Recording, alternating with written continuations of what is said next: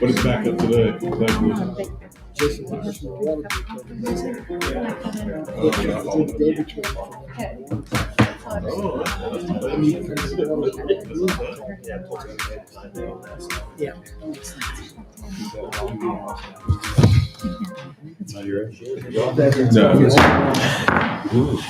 Agenda for special meeting of council of the city of Clarksburg to be held Wednesday, March 22nd, 2023 at the Clarksburg Municipal Building, Council Chambers, 222 West Main Street, Clarksburg, West Virginia at 5 p.m. Will Hyman. Here. Gary Keith. Here. Jim Malfajoe. Here. Jerry Riffle. Here. Wayne Worth. Here. Vice Mayor Junkins. Here. Mayor Marino. Here. Consideration of resolution pursuant to Section 32 of the Charter to waive the requirement of competitive bidding and the requirements of its rules and regulations governing contracts and purchases due to the need for an emergency demolition of a burned-out structure situated at 445 Washington Avenue. Mr. Mayor, I move to award the contract for the emergency demolition of the burned-out structure situated at 445 Washington Avenue to Reclaim Company LLC in the amount of $24,500. So moved. We got a motion and a second. All in favor? Aye. Those opposed? Ayes have it.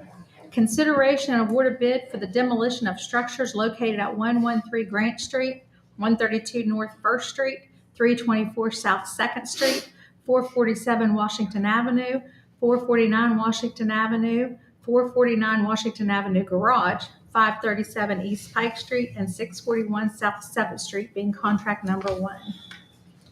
I move to award contract number 1 to Reclaim Company LLC in the amount of $101,350 with a 20% contingency.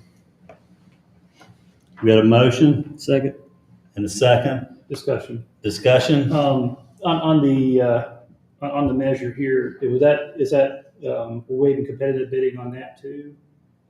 The last two, contract one, contract two, have already previously been bid. Okay. It just made it facilitated this meeting to be able to approve it so that Reclaim is gonna get all those three structures.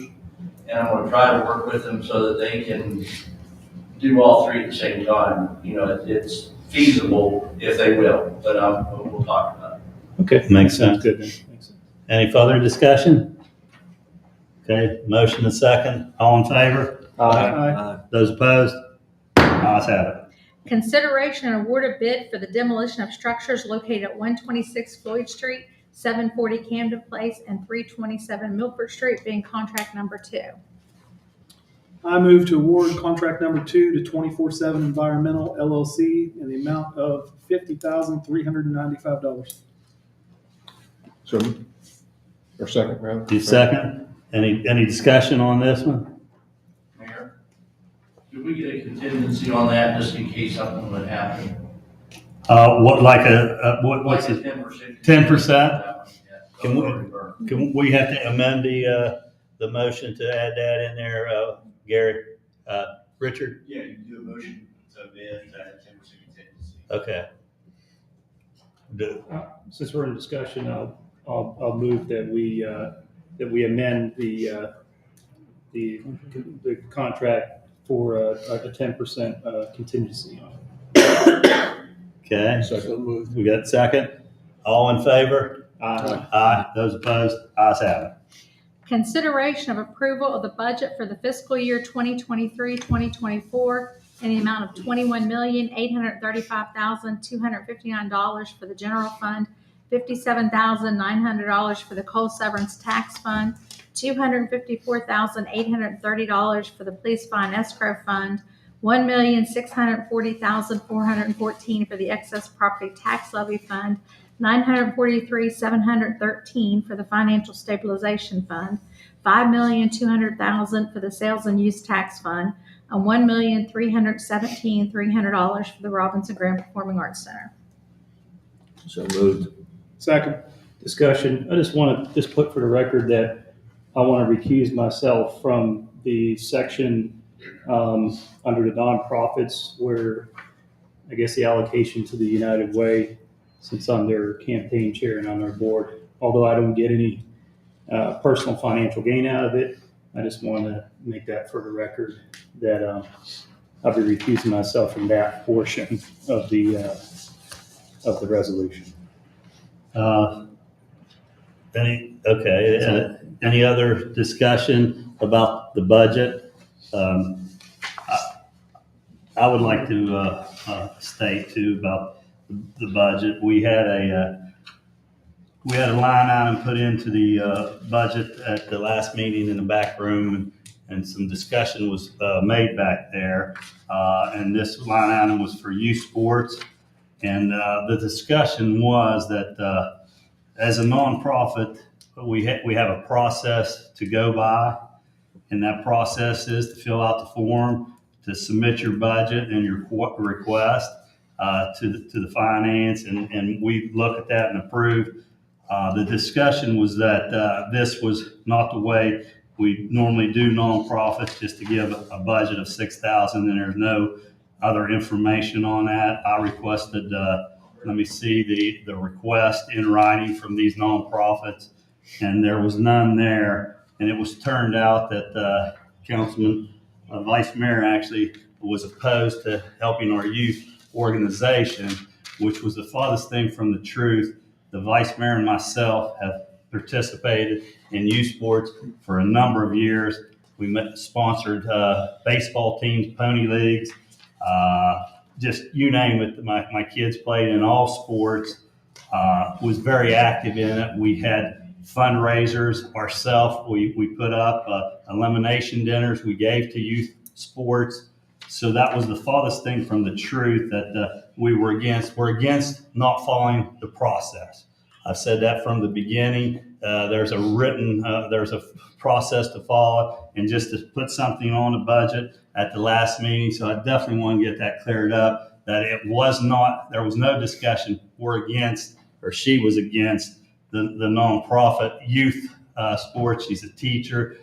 She's an advocate for kids. It's a shame that how things get twist around, but we're in an open meeting, and I want to make clear what our problem was, that there was a line item created, not the process that we do for nonprofits, and it was totally wrong how that was put on. So I'm the one who questioned how that $6,000 got on that budget. It wasn't our vice mayor, but she was attacked in the social media. But I think people understand how that goes. I just wanted to clear that one item up, that by no means her or I against nonprofits.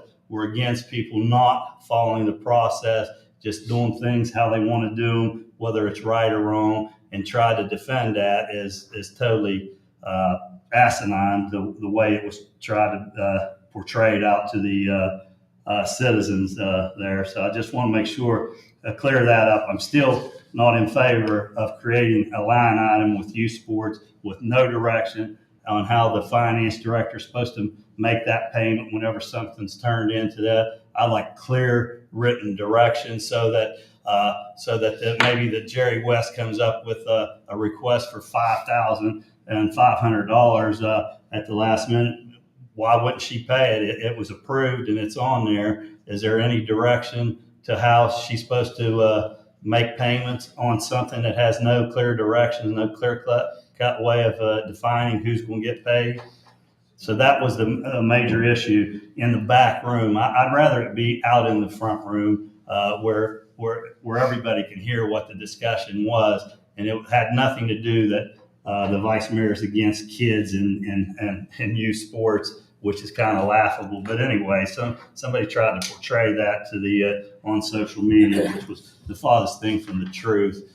It was about how this item appeared out of nowhere at the last minute on our and it's funded with a budget that should go through the process. And I'm not blaming our interim city manager. It was given to him by a council person. That the council person was the one who did not follow the procedure on putting this into the budget. Just wanted to make sure I cleared that up. But Mayor, I did one question. This wasn't the first time it was brought up. It wasn't last minute. You keep using last minute. It wasn't last minute. It was discussed up here work session. It was put in a narrative. We all got the email. We all had plenty of time to read it. We just chose not to. Was there a written request that allocated where these funds were going to be spent? A council member requested it. No, I'm saying it shouldn't be a council member requesting for a We have a say in the nonprofit. Why budget. didn't a nonprofit We request have a that? say in the budget process. Does the council play a role in the budget process? Is there not a clear, defined way for a nonprofit to make a request from this city, Jerry? Are you saying there was something violated? I'm saying the procedure was violated. What procedure was violated? Yes. Not a written request from the nonprofit. What procedure are you talking? You're talking about something in the charter. Where are you saying that something was violated? Where was? I'm saying our process that we've been doing for the last, I don't know how many years. There have been written requests from nonprofits to a written request, what they're requesting, how much, and what it's for. That process, Jerry. Yeah, nobody's denying. I understand that. Why wasn't it done that There's way? no procedure. Talking about procedure, we follow the charter. We have rules that we're governed by. There was nothing that was broken at all. You keep saying procedure. No, nothing was broken. We even followed the protocol that you would like, which I don't disagree with all the time. We brought up during a work session. It was ignored. It was put into a narrative. It was ignored. I don't know why, but that was part of the process that you guys chose to ignore. No, the process is that a nonprofit has a formal request from our finance director. There's forms to fill out, paperwork to fill. Make the request. Do it the proper way. Here, okay. Let me ask you: if a nonprofit, if your Jerry West team comes and requests $5,000, how's that procedure go?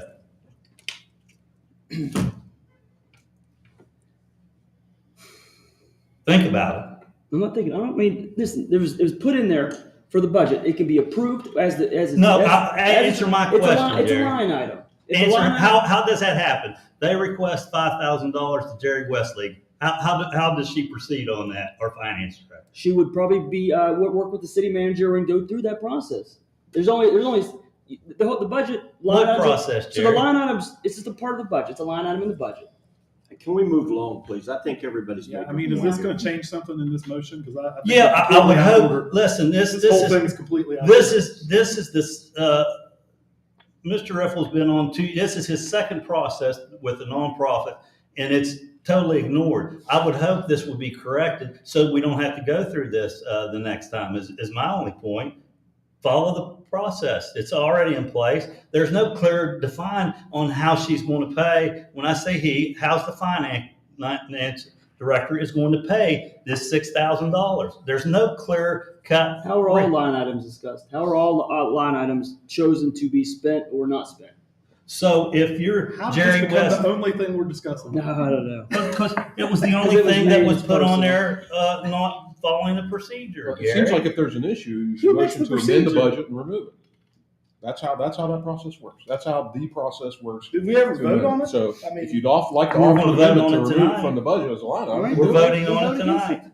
Well, that's what Jerry wants, so I make a motion to take this off, then That's the what I mayor's want. against our youth in That's this what I want. community. Is That's that what I you I'd want? rather move on and quit talking, quit wasting our time. Well, I'd rather not be all over Facebook Well, then don't. and Well, inappropriate things being said on Facebook yeah, I wasn't- by someone yeah. who's in the public eye, putting me in the center of their Facebook posts. I'd rather that not happen. But you guys want to go by the I book. guess make your comments public. You want everything to be by the book and out in public. Well, this is We public. just wanna follow- I'm against youth sports because of you. It's a simple procedure, Jerry, and after the second year, either you don't care about following the procedure or you don't understand the procedure. It's one of the two. Do you understand The it? third option is Jerry was elected just like you, and he doesn't have to follow your procedure. He has to follow the It's procedure the of the procedure of the city. city. Yes, the It's charter. not mine. The procedure of the city. You've I been would here. like to review How the do procedure. Where is the procedure? how do we do nonprofits? How have we been doing nonprofits for the 4 years you've been on here? Where's the procedure? How have we been doing it? Is it written somewhere? Maybe it's an unwritten process that we've been doing, Gary, but it's a process that we've been doing. You've been a part of it for 4 years now. Has it ever been? And I understand that this is a budget, and we're trying to plan ahead for something that Jerry wanted to try to do.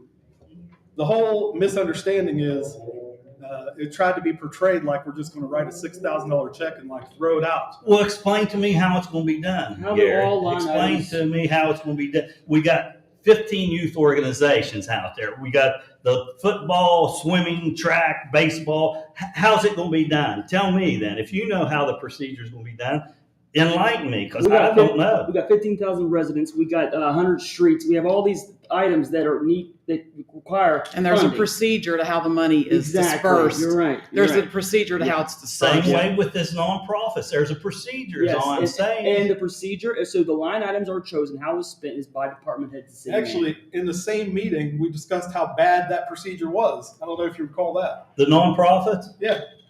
It's recall what that? we have. If You you recall It's- that? No, not So really. we just stick with that?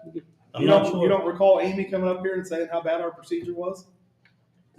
Can we carry on, please? Yeah, Please. yeah. I think this is. We'll move on. But James, I'd like it to be out on the I floor. I'd like understand. the people to know what the I problem understand what you're is. saying, James. I understand. You've made your point. Let's move on. Yeah, and that's what we'll do. Thank you. Yeah. Thank you. Okay. Where were we at now? The budget? We passed the budget, didn't we? No, we didn't. We were completely off the agenda, so just We start had over. a motion and a second. We had a motion and a second. All in favor? Aye. Those opposed? Ayes have it. Discussion regarding Brew Pub requests. With this agenda item, I'll turn it over to our interim city manager. Gentlemen, there should be a handout that you received. If you'll take a look at that handout, we'll deal with the first item on that, which is the Wagon Brenners requested B&O incentive program to be extended for a period of 10 years. Currently, the city attorney is working on a plan to prepare that we'll hope to present at the April 6th meeting in regards to the tax incentives for this. We're comparing it to the other cities, so there's no action that we could take on that particular item. On the item number 2, which is the installation by the city of an additional 2-inch water tap I've been in close contact with the general manager of the water board. There is a 2-inch water tap that was available on that building in the front. He said that he would restore that 2-inch tap. And there's a 1-inch tap on the back coming off of Washington Avenue. So there are 2 taps to that building currently. And what he would suggest to council is that we take ourselves out of the water tap business and encourage the wagon runners to contact the water board in regards to the water issue for that building. He said, we're delving into a situation that we really don't have. It's not part of our arena.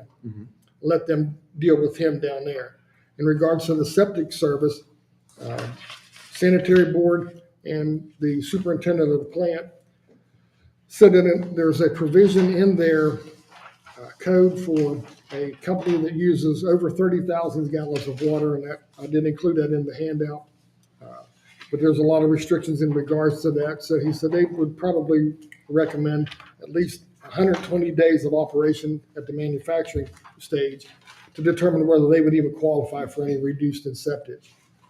And the last thing was the 4 spaces on Main Street to be converted to loading zones. What I've included in there is what I would propose is, and we need to send this at council's discretion to P&Z. This is pictures of Morgantown. It's a kind of a hybrid loading zone that they do. My concerns about converting those 4 spaces to loading zones strictly, we're already having problems with our elderly people downtown trying to find parking to go to the courthouse. By taking 4 additional spaces out and converting them to the loading zones, we're forcing people into the air garage, which is what we're trying to avoid anyway. So I would recommend, or I suggest that we look at a hybrid plan or a blended plan that offers the loading zone capabilities that the wagon brenners are going to need, but also leaves the metered spots there for patrons at some point in time throughout the day, so that we don't eliminate, and force people into a situation where they're going to be, again, trying to find parking to do business at the courthouse. I mean, it is the county seat, and there's a lot of people that have struggled with trying to use smart devices to try to work into some of these other parking spots. Well, I like this idea because Jimmy will tell you, and I have, you can dictate Right. to those companies when they bring your product. I mean, you've done it, I've done it. So yeah, I agree with this. Morgantown uses this hybrid plan. They have different windows. Some places, depending on where it's located, could be up to 2 o'clock in the afternoon. Most of the places in and around Morgantown is from 6 a.m. to 11. And I think for our practical application here, that would probably be sufficient. And we still leave the meters there. Yes, sir. I think that's a great plan. I appreciate you looking into that. That's an option that I would make suggestions that we send to planning and zoning, and then they'll send it back to us. Chief Kitty, can you tell us how, if there is violating this, is it Larry that follows through with this, or who? Do we get him towed immediately? How does that work? My understanding on loading zones is it's a 30-minute window anyway. You can't have your truck parked there for the entire from 6 to 11. I mean, if you're in there. I mean, if the car's already there, there's a car, there's somebody else that's parked there. We normally will find them, tell them that they need to move it, we check it, then we would go to town. There's no like time. I mean, they have a delivery coming in an hour. They see a car there. We have time to respond in that much time, or is it? Yeah, I mean, we give them the time that they need to unload. Once you're unloaded, they gotta move. Okay. I'm talking about just like if like my car was there or somebody else's car was just randomly there, not supposed to be in the loading zone. We would ticket it and then try to find the owner to move it. We can't move it up. These are the suggestions that I would have for the Brew Pub discussion. So you could even go one step further kind of with that. Because I think a lot of their concern was DoorDash and stuff like that. Right. You can push them back to the afternoon. Correct. And that actually helps like you're talking about, the elderly people trying to go to the courthouse are going to go in the morning mostly anyway. There's also another loading zone adjacent to right in the middle of the block that was there for the retail for the golf building. And I talked with Chief Kitty and John Workman as well. And we could also put that back to a regular metered spot, which gives us back 1, And that way we're only effectively changing 3 spots up there. But yeah, you could, there's a lot of hybrid things and a lot of options we could do, but I think we can entertain that. I like that idea. We could satisfy their need for the loading zone pretty easily. And who did you say the planning and zoning would be looking, not the parking authority, it would be the planning and zoning? It could, whoever it goes to. Are they even gonna be I think open they for said like- it was the finance department when our last planning, work session, right? I thought that's, because I asked, Mr. Whitmore who it exactly went to, and if I remember correctly, the parking authority only deals with the garages, and then you mentioned that it went to the finance department, I guess. I would recommend the traffic commission provide Oh, the okay. city manager with information for you. Gotcha. Thanks, Traffic Rob. commission. Yeah, okay, that sounds. Thank you, Nick.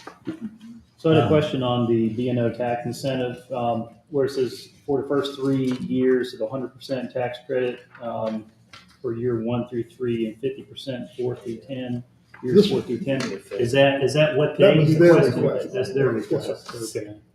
And is that just strictly on the retail? Well, that was brought up during the work session, and our attorney at that point in time, there was some dialogue in regards to the manufacturing side of it. I sent to Richard a proposal that I thought again was a little bit of a hybrid plan, which was 100% for the first year, 75% for years 2 and 3, 50% for years 4 and 5, and at the last quarter of year 5, that we sit down and because most of what they said, we were going to receive revenue off the 1% sales tax. At that point, we looked to see whether we have received revenues, and if there was revenues, their expectations were about $90,000 a year, and at that we would recoup about $9,000 or a little less, or maybe it's 90 a month. But they took up all their business plans, and we really don't have a way to reflect back on that. But I thought maybe we could look at it at that time, and if it was contingent on, if they were generating enough revenue, we could extend that if necessary. If not, we could stop it. But most of this was based on speculation as far as what they were going to be doing as far as the brew pub and the food service that was going to be in the brew pub. If we don't protect to some degree that revenue stream, there's really nothing, in my opinion, that kind of motivates them to continue to do the retail side of it. They're going to have the manufacturing on the other side, which is going to have no B&O tax on it. So, this is, at least if we look at it again at 5 years, there's an option. We can, if they motivated themselves enough to continue to generate the revenue, then we should be able to extend it if necessary. But this was all also contingent on the fact that one of Richard's questions was, and the Wagon Brothers may have brought it up, was to taking an office environment and change it to a retail environment. We're not going to do this for every person, but this was, if you're going to change the way the business is classified and you're going to generate retail, some of these could be extended. If you looked at our comparison chart that Kim provided to us a few meetings back, we probably are one of the most gracious cities in regards to what we're doing now.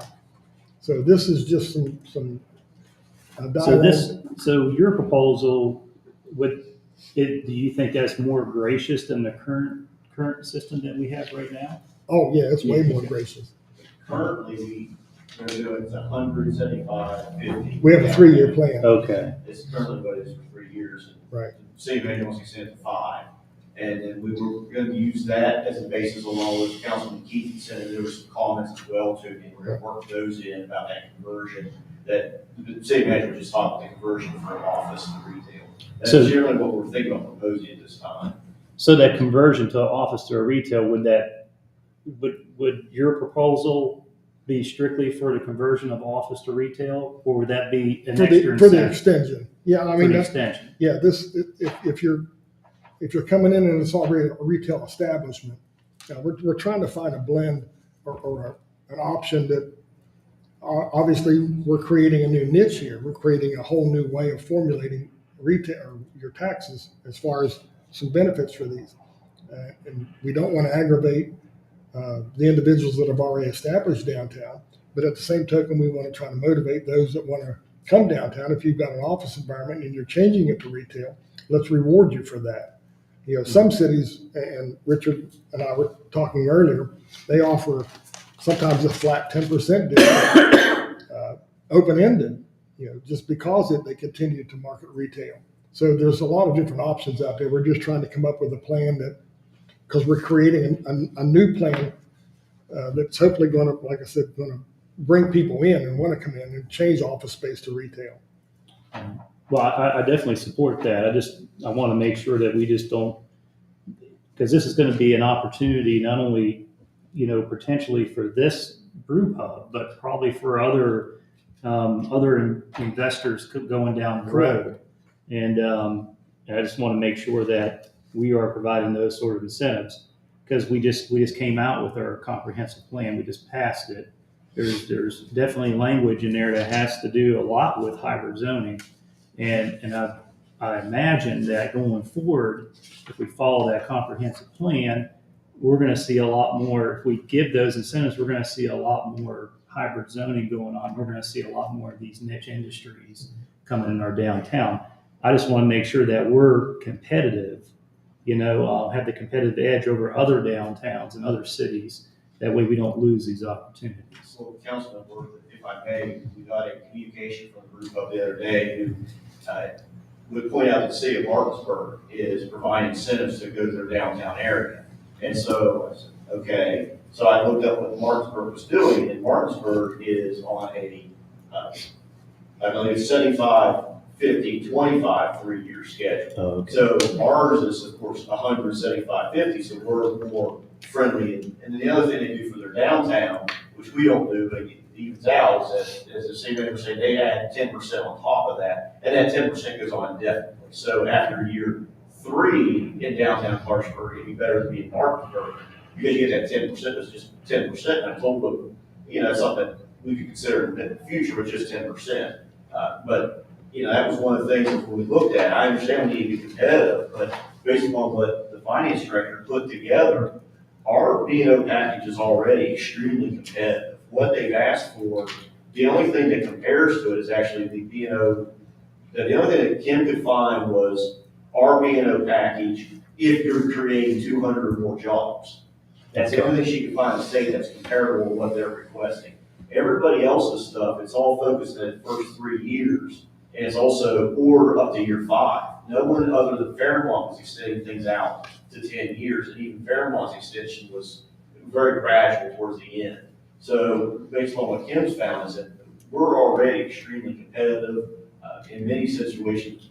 I'm not gonna say we're the best, but we're definitely up there. So that's kind of where we're trying to go, is build on a little bit more, but it may be unfair for everybody to say we're not competitive and we have tax credits right now. And I'm not saying, I just want to make sure that we are competitive. Because when I look at this, and I like the city manager's proposal. Right now we're at 100% first year, 75, and then 50. And we're willing to even be a little bit more gracious than that, possibly. Right. So I just want to make sure we definitely keep that in mind, especially when it comes to our downtown area. I don't really think we have much of a problem with attracting development to East Point. It seems to be a really big struggle to attract anything here to downtown, though. And I think if we go a little bit beyond, than what we do typically for East Point, I think just for our downtown, I think we would attract more investment. That's just my opinion. But and if I may, I think you hit on the head. That's what we want to do. Is I think this new proposal will do a little bit more. It's just looking at it from staff perspective, their request was, way over compared to what was already being offered around the state. We're just trying to cut that back somewhat, but that makes sense for everybody. But no, I completely agree with you. I think it's where we're headed towards. Okay. So going forward, are we trying to have something for the 6th of April, the next meeting? Yes, sir. That's our intention. Yeah, that's We're hoping to have something. And that dialogue will go will we have options to Yes, pick yes, or, that'll be sent out in plenty of time for you to look at and evaluate. and to reply with what options we like? Yes.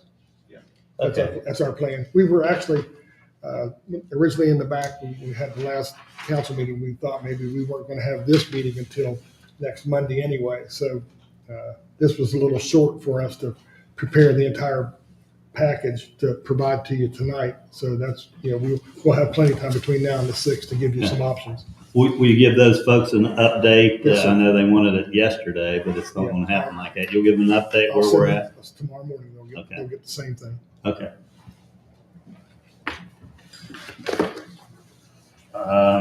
Any other questions in regards to that proposal? Okay, the next item on the agenda, Call for adjournment? Jim likes that one. Adjournment, Second. second, all in favor? Aye. Aye. No opposed? Ayes have it.